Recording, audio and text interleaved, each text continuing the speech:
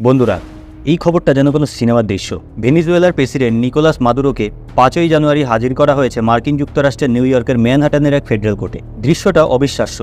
মাদুরোর পায়ে শিকল, গায়ে কারাগারের পোশাক, কানে হেডফোনে অনুবাদ শুনছে, আর চারপাশে কড়া নিরাপত্তা। তাকে নিউ ইয়র্কের ব্রুকলিনের জেল থেকে হেলিকপ্টারে করে আনা হয় ওয়াল স্ট্রিটের কাছে। পুরো রাস্তা তখন পুলিশ আর নিরাপত্তা বাহিনীতে ঘিরে ফেলা। মানুষের ভিড় রাস্তা জুড়ে, কেউ ক্ষুব্ধ, কেউ আবার মোবাইলে এই ঐতিহাসিক মুহূর্তটা বন্দী করছে। কোর্টরুমে ছিলেন তার স্ত্রী সিলিয়া ফ্লোরেস, যিনি এখনও নিজেকে ভেনিজুয়েলার ফার্স্ট লেডি বলে পরিচয় দেন। কিন্তু প্রশ্ন হলো, কেন এমন হলো? আমেরিকার অভিযোগ যে মাদুরো গত প্রায় 25 বছর ধরে ড্রাগ মাফিয়ার সাথে হাত মিলিয়ে হাজার হাজার টন কোকেন আমেরিকায় পাচার করেছেন, আর ভারী অস্ত্র ব্যবহারের পরিকল্পনাও ছিল। আদালতে দাঁড়িয়ে মাদুরো বললেন, আমি নির্দোষ, আমি এক ভদ্র মানুষ, আমি এখনো ভেনিজুয়েলার প্রেসিডেন্ট। তিনি নিজেকে বললেন যুদ্ধবন্দী, আর অভিযোগ তুললেন যে যুক্তরাষ্ট্র তাকে অপহরণ করে নিয়ে এসেছে। তার স্ত্রীও বললেন সব অভিযোগ মিথ্যা। মাদুরোর আইনজীবীরা বললেন তাকে গ্রেপ্তার করা হয়েছে আন্তর্জাতিক আইন ভেঙে, কারণ একজন রাষ্ট্রপ্রধানের নাকি হেড অফ স্টেট ইমিউনিটি থাকে, অর্থাৎ অন্য দেশে তার বিচার চলা উচিত নয়। কিন্তু যুক্তরাষ্ট্র বলছে তারা মাদুরোকে ভেনিজুয়েলার বৈধ প্রেসিডেন্ট হিসেবে স্বীকৃতিই দেয় না। এখান থেকেই শুরু হয়েছে বড় আন্তর্জাতিক ও রাজনৈতিক সংঘাত। একজন নিজেকে প্রেসিডেন্ট বলছেন, আর যে দেশ বিচার করছে